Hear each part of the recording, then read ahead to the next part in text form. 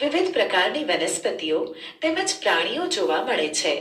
તે માનવ જાતિને ટકી રહેવા માટે તેમજ સારી રીતે રહેવા માટે આવશ્યક છે. આજે સજીવોના અસ્તિત્વ માટે વન નાબૂદી એક મોટો ખતરો બની ગયો છે. વન નાબૂદીનો અર્થ છે વનનો નાશ કરીને પ્રાપ્ત જમીનનો અન્ય કાર્યો માટે ઉપયોગ કરવો. વનમાં વૃક્ષોની કાપણી કરવાના ઉદ્દેશો. 1. માનવ સર્જિત કારણો. ખેતીવાડી માટે જમીન પ્રાપ્ત કરવી, ઘર તેમજ કારખાનાઓનું નિર્માણ કરવું, ફર્નિચર બનાવવા તથા લાકડાનો બળતણ માટે ઉપયોગ. 2. કુદરતી કારણો. કુદરતી આગ, ભયંકર દુષ્કાળ. નાબૂદીથી પૃથ્વી પર તાપમાન તેમજ પ્રદૂષણના સ્તરમાં વધારો થાય છે. તેનાથી વાતાવરણમાં કાર્બન ડાયોક્સાઇડના સ્તરમાં વધારો થાય છે. ભૂમિ જળનો ઘટાડો થાય છે. આથી કહી શકાય કે વન નાબૂદીથી પ્રાકૃતિક સંતુલન પર પણ પ્રભાવ પડે છે. જો વૃક્ષોની આ પ્રકારે કાપણી ચાલતી રહી તો વરસાદ તેમજ ભૂમિની ફળદ્રુપતામાં ઘટાડો થાય છે. તેનાથી વધુ પ્રમાણમાં પૂર તેમજ દુષ્કાળ જેવી કુદરતી આફતોની સંભાવના વધી જાય છે. વનસ્પતિને પ્રકાશ સંશ્લેષણ માટે કાર્બન ડાયોક્સાઇડની જરૂર હોય છે. ઓછા વૃક્ષોનો અર્થ છે કે કાર્બન ડાયોક્સાઇડના ઉપયોગમાં ઘટાડો થવો, જેનાથી વાતાવરણમાં તેની માત્રા વધી જાય છે. કાર્બન ડાયોક્સાઇડ પૃથ્વી દ્વારા પરાવર્તિત ઉષ્મીય કિરણોને શોષી લે છે. આથી વાતાવરણમાં તેની માત્રા વધવાને કારણે ગ્લોબલ વોર્મિંગ થાય છે. પૃથ્વીના તાપમાનમાં વધારો થવાથી જલચક્રનું સંતુલન બગડી જાય છે અને વરસાદમાં ઘટાડો થાય છે, જેના કારણે દુષ્કાળ આવે છે. ભૂમિના ગુણધર્મોમાં પરિવર્તનનું મુખ્ય કારણ વન નાબૂદી છે. કોઈ પણ ક્ષેત્રમાં ભૂમિના ભૌતિક ગુણધર્મો પર વનસ્પતિ ઉછેર અને વૃક્ષોની અસર પડે છે. ભૂમિ પર વૃક્ષોની માત્રા ઘટવાના કારણે ભૂમિનું ધોવાણ વધે છે. ભૂમિનું ઉપરનું સ્તર દૂર કરવાથી નીચેના સખત પથ્થરોના સ્તરો દેખાય છે, જેનાથી ભૂમિમાં સેન્દ્રિય પદાર્થોમાં ઘટાડો થાય છે. આથી ભૂમિની ફળદ્રુપતામાં ઘટાડો થાય છે. ધીમે ધીમે ફળદ્રુપ ભૂમિ રણમાં ફેરવાઈ જાય છે, જેને રણ નિર્માણ કહે છે. વન નાબૂદીના કારણે ભૂમિની જળ સંગ્રહ ક્ષમતામાં ઘટાડો થાય છે તથા ભૂમિની ઉપરના પડની મારફતે નીચેના સ્તરોમાં પાણી પ્રવેશની ક્રિયામાં અસર ઊભી થાય છે, જેના પરિણામ સ્વરૂપે પૂર આવે છે. ભૂમિના અન્ય ગુણધર્મો જેવા કે પોષક તત્વો, બંધારણ વગેરે પર વન નાબૂદીની અસર થાય છે. જીવાવરણ એ પૃથ્વીનો એવો ભાગ છે જેમાં સજીવો વસવાટ કરે છે અથવા જીવનને આધાર આપે છે. જૈવ વિવિધતાનો અર્થ એ છે કે પૃથ્વી પર જોવા મળતા વિભિન્ન સજીવો, તેઓની વચ્ચેના આંતર સંબંધ અને તેઓનો પર્યાવરણ સાથેનો સંબંધ. પંચમઢી જૈવાવરણ સુરક્ષિત ક્ષેત્રમાં જોવા મળતી વનસ્પતિઓ અને પ્રાણીઓ ઉપરી હિમાલયની શૃંખલાઓ તેમજ નીચાણવાળા પશ્ચિમ ઘાટ વિસ્તારના પ્રાણીઓ અને વનસ્પતિઓને સમાન છે. આ ક્ષેત્ર આગવી જૈવ વિવિધતા ધરાવે છે.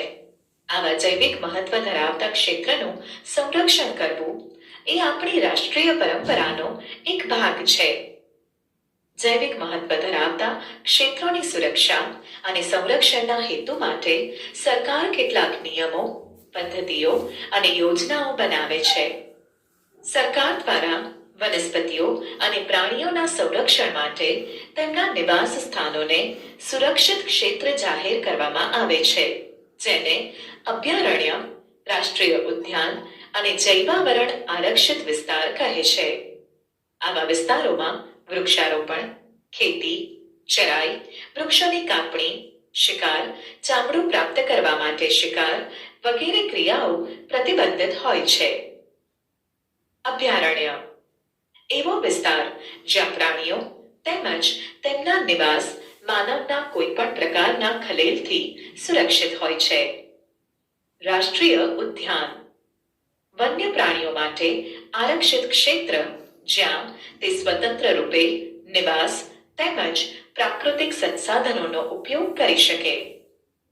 જૈવાવરણ આરક્ષિત વિસ્તાર વન્ય સજીવો, વનસ્પતિઓ તેમજ પ્રાણીઓ અને તે વિસ્તારના આદિવાસીઓનો પારંપરિક રીતે જીવન પર્યાય હેતુ માટે વિશાળ સુરક્ષિત વિસ્તાર કે ક્ષેત્ર.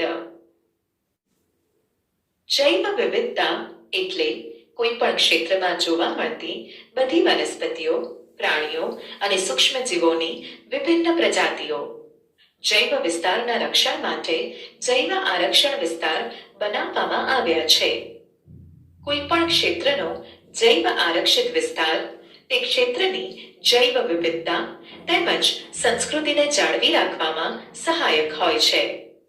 કોઈ પણ જૈવાવરણ આરક્ષિત વિસ્તારની અંતર્ગત અન્ય સુરક્ષિત વિસ્તાર પણ હોઈ શકે છે. ઉદાહરણ તરીકે પંચમઢી જૈવાવરણ આરક્ષિત વિસ્તારમાં સાતપુડા નામનો એક રાષ્ટ્રીય ઉદ્યાન તથા બોરી તેમજ પંચમઢી નામના બે વન્ય પ્રાણી અભયારણ્ય આવે છે. અહીં દર્શાવેલ કોષ્ટકમાં સંરક્ષણ માટે સુરક્ષિત વિસ્તારો દર્શાવેલ છે. કેટલાક પ્રાણીઓ તેમજ વનસ્પતિઓ કોઈ વિશિષ્ટ વિસ્તારમાં જોવા મળે છે. આવા વિશિષ્ટ વિસ્તારમાં જોવા મળતી વનસ્પતિઓને તે વિસ્તારની વનસ્પતિ સૃષ્ટિ અને પ્રાણીઓને પ્રાણી સૃષ્ટિ કહેવાય છે. સાલ, સાગ, આંબો, જાંબુ, હંસરાજ, અર્જુન વગેરે પંચમઢી આરક્ષિત વિસ્તારની વનસ્પતિ સૃષ્ટિ છે તથા ચિંકારા, નીલગાય, બાર્કિંગ ડિયર એટલે કે ભસ્તુ હરણ, ચિત્તલ, દીપડો, જંગલી કૂતરો, વરુ વગેરે પંચમઢી આરક્ષિત વિસ્તારની પ્રાણી સૃષ્ટિ છે. વનસ્પતિઓ અને પ્રાણીઓની એવી જાતિઓ કે જે કોઈ એક જ ક્ષેત્રમાં વિશિષ્ટ રૂપે જોવા મળે તેને સ્થાનિક જાતિ કહે છે. તે કોઈ અન્ય વિસ્તારમાં પ્રાકૃતિક રૂપે જોવા મળતી નથી. કોઈ વિશિષ્ટ પ્રકારની વનસ્પતિઓ તેમજ પ્રાણીઓ કોઈ વિસ્તાર, રાજ્ય તથા દેશની સ્થાનિક જાતિ હોઈ શકે છે. સાલ અને જંગલી આંબા પંચમઢી જૈવાવરણ આરક્ષિત ક્ષેત્રમાં જોવા મળતી સ્થાનિક વનસ્પતિઓ છે. જ્યારે બાયસન એટલે કે જંગલી બળદ, ભારતીય વિશાળ ખિસકોલી અને ઉડતી ખિસકોલી આ વિસ્તારના સ્થાનિક પ્રાણીઓ છે. સ્થાનિક જાતિઓ જ્યાં વસવાટ કરતી હોય તે નિવાસસ્થાનનો નાશ થવાથી, તે વિસ્તારમાં માનવ વસ્તીનો વધારો થવાથી કે તેમના નિવાસસ્થાનમાં નવી જાતિઓને લાવવાથી સ્થાનિક જાતિઓના અસ્તિત્વને જોખમ પહોંચે છે. જાતિ સજીવોનો એવો સમૂહ કે જે આંતર પ્રજનન કરી પ્રજનનક્ષમ સંતતિઓનું નિર્માણ કરે તો તેને જાતિ કહે છે. એક જ જાતિના સભ્યો સામાન્ય લક્ષણો ધરાવે છે. એક જાતિના સભ્યો અન્ય જાતિઓ સિવાય માત્ર પોતાની જાતિના સભ્યો સાથે જ પ્રજનનક્ષમ સંતતિનું નિર્માણ કરી શકે છે. આરક્ષિત જંગલોની જેમ કેટલાક એવા વિસ્તાર છે જ્યાં વન્ય પ્રાણીઓ સુરક્ષિત તેમજ સંરક્ષિત રહે છે. તેને વન્ય પ્રાણી અભયારણ્ય કહે છે. અભયારણ્યમાં પ્રાણીઓનો શિકાર કરવો અથવા તેને પકડવા વગેરે માટે સંપૂર્ણ પ્રતિબંધ હોય છે. કેટલાક સંકટમાં મુકાયેલા જંગલી પ્રાણીઓ જેવા કે કાળું હરણ, શ્વેત આંખોવાળું હરણ, હાથી, સોનેરી બિલાડી, ગુલાબી શીર્ષવાળું બતક, ઘડિયાળ, કાદવમાં રહેતો મગર, અજગર, ગેંડા વગેરે આપણા વન્ય પ્રાણી અભયારણ્યોમાં સુરક્ષિત તેમજ સંરક્ષિત છે. ભારતીય અભયારણ્યોમાં વિશિષ્ટ વિસ્તારો જેવા કે મોટા સપાટ જંગલો, પહાડી જંગલો તથા મોટી નદીઓના મુખ ત્રિકોણ પ્રદેશની જાળીવાળી જમીન અથવા ઝાડીઓ વગેરેનો સમાવેશ થાય છે.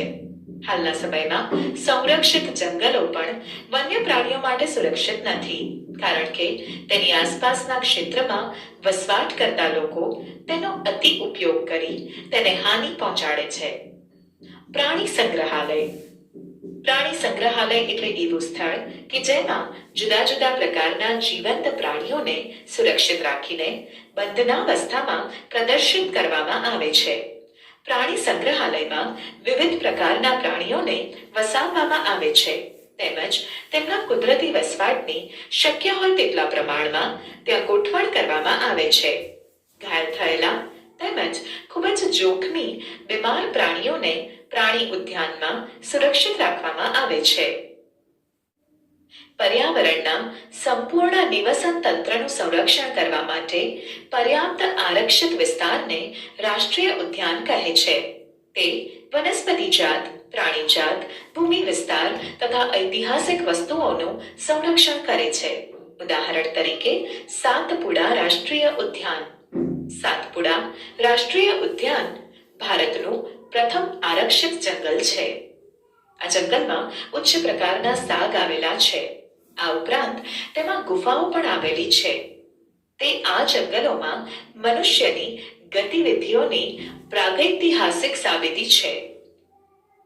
તે આપણને આદિમાનવના જીવન વિશે ખ્યાલ આપે છે. પથ્થરોની આ ગુફાઓમાં ચિત્રકામ જોવા મળે છે. આ કલાકૃતિઓમાં પ્રાણીઓ તેમજ મનુષ્ય લડતા, શિકાર કરતા, નૃત્ય તેમજ વાદ્ય યંત્રો વગાડતા દર્શાવવામાં આવ્યા છે. પંચમઢી જૈવાવરણ સુરક્ષિત વિસ્તારમાં 55 ગુફાઓની ઓળખ થઈ ચૂકી છે. વાઘની જાતિ ધીરે ધીરે જંગલોમાંથી નાશ પામી રહેલ છે. આથી આપણી સરકારે વાઘના સંરક્ષણ માટે પ્રોજેક્ટ ટાઈગર અમલમાં મૂક્યો છે. આ પ્રોજેક્ટનો ઉદ્દેશ આપણા દેશમાં વાઘના જીવન અને વાઘની વસ્તીની જાળવણી કરવાનો છે. ઉદાહરણ તરીકે સાતપુડા વાઘ આરક્ષિત વિસ્તાર. આ આરક્ષિત ક્ષેત્રમાં વાઘોની સંખ્યામાં વધારો થઈ રહ્યો છે, એટલે કે તે સંરક્ષણનું આગવું ઉદાહરણ છે. સાતપુડા રાષ્ટ્રીય ઉદ્યાનમાં કોઈક સમયે સિંહ, હાથી, જંગલી ભેંસ તથા સાબર વગેરે પણ જોવા મળતા હતા. એવા પ્રાણીઓ કે જેની સંખ્યા એક નિર્ધારિત સીમાથી ઓછી થઈ જાય છે અને તે લુપ્ત થઈ શકે છે, તેવા પ્રાણીઓને નાશપ્રાય જાતિ કહે છે. ઉદાહરણ તરીકે ડાયનાસોર કે જે લાખો વર્ષો પૂર્વે લુપ્ત થઈ ગયા. સજીવોના કુદરતી નિવાસમાં ખલેલ ઊભી થવાથી તેના અસ્તિત્વ માટે ખતરો ઊભો થાય છે. નાના પ્રાણીઓને મોટા પ્રાણીઓ કરતા લુપ્ત થવાનો ભય ઘણો વધારે હોય છે. ઉદાહરણ તરીકે સાપ, દેડકા, ગરોળી, ચામાચીડિયા, ઘુવડ વગેરે. આ પ્રાણીઓને મનુષ્ય દ્વારા નિર્દયતાથી મારી નાખવામાં આવે છે. આ પ્રાણીઓને મારી મનુષ્ય પોતાની જાતને જ નુકસાન પહોંચાડે છે, કારણ કે આ પ્રાણીઓ કદમાં નાના હોવા છતાં તેઓ નિવસન તંત્રની જાળવણીમાં અગત્યનો ભાગ ભજવે છે. નિવસન તંત્રમાં તેઓ આહાર જાળ અને આહાર શૃંખલાનો ભાગ બનાવે છે. કોઈ પણ વિસ્તારની બધી વનસ્પતિઓ, પ્રાણીઓ તેમજ સૂક્ષ્મ જીવ અને અજૈવ ઘટકો જેવા કે વાતાવરણ, ભૂમિ, નદીના મુખ, ત્રિકોણ પ્રદેશ વગેરે સંયુક્ત સ્વરૂપે ભેગા મળી નિવસન તંત્રનું નિર્માણ કરે છે. રેડ ડેટા બુકમાં બધી જ નાશપ્રાય જાતિઓનો રેકોર્ડ રાખવામાં આવે છે.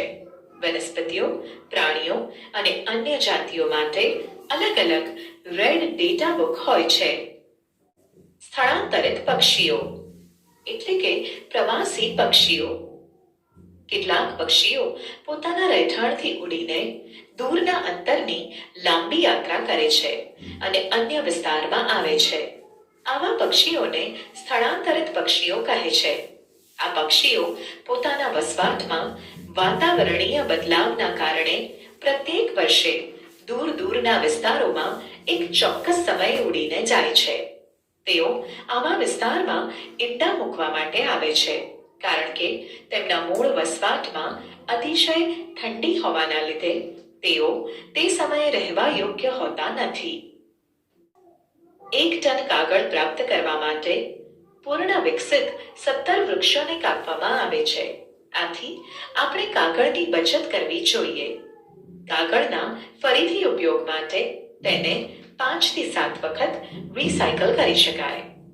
જો કોઈ વિદ્યાર્થી એક દિવસમાં માત્ર એક જ કાગળની બચત કરે તો આપણે 1 વર્ષમાં અનેક વૃક્ષોને બચાવી શકીએ. આપણે કાગળનો બચાવ કરવો જોઈએ તેમજ તેનો પુનઃ ઉપયોગ અને તેનું રિસાયકલિંગ કરવું જોઈએ. કારણ કે જો આપણે કાગળને બચાવીએ તો માત્ર વૃક્ષોને જ બચાવીશું એવું નથી, પરંતુ કાગળ ઉત્પાદનમાં વપરાતા પાણી તેમજ ઉર્જાની પણ બચત કરી શકાય છે. આ ઉપરાંત કાગળ ઉત્પાદનમાં ઉપયોગમાં લેવાતા હાનિકારક રસાયણોમાં પણ ઘટાડો કરી શકાય છે. વન નાબૂદીનું કાયમી નિવારણ પુનઃ વનીકરણ છે. પુનઃ વનીકરણનો ઉદ્દેશ કાપવામાં આવેલા વૃક્ષોની ઘટ પૂરી કરવા નવા વૃક્ષોની રોપણી કરવાનો છે. રોપવામાં આવેલ વૃક્ષ સામાન્યતઃ એક જ જાતિના હોય છે. તે જંગલમાં જોવા મળે છે. આપણે ઓછામાં ઓછા એટલા તો વૃક્ષો ઉછેરવા જોઈએ જેટલા આપણે કાપીએ છીએ. કુદરતી રીતે પણ પુનઃ વનીકરણ થઈ શકે છે જો આપણે તે વિસ્તારને ખલેલ પહોંચાડ્યા વગર રહેવા દઈએ તો તે સ્વયં પુનઃ પ્રસ્થાપિત થઈ જાય છે. કુદરતી વનીકરણમાં માનવની કોઈ ભૂમિકા નથી. આપણે આપણા જંગલોને અત્યાર સુધી ઘણું નુકસાન કરી ચૂક્યા છીએ. જો આપણે આપણી આવનારી પેઢી માટે હરિયાળી સંપત્તિ બનાવી રાખવી હશે તો વધારેમાં વધારે વૃક્ષારોપણ જ એકમાત્ર વિકલ્પ છે. ભારતમાં વન સંરક્ષણ અધિનિયમ છે. આ અધિનિયમનો મુખ્ય હેતુ પ્રાકૃતિક વનોની જાળવણી અને સંરક્ષણ કરવાનો છે તેમજ એવો ઉપાય કરવાનો છે જેનાથી જંગલોમાં અને તેની નજીક રહેવાવાળા લોકોની આધારભૂત જરૂરિયાતોની પૂર્તતા થઈ શકે.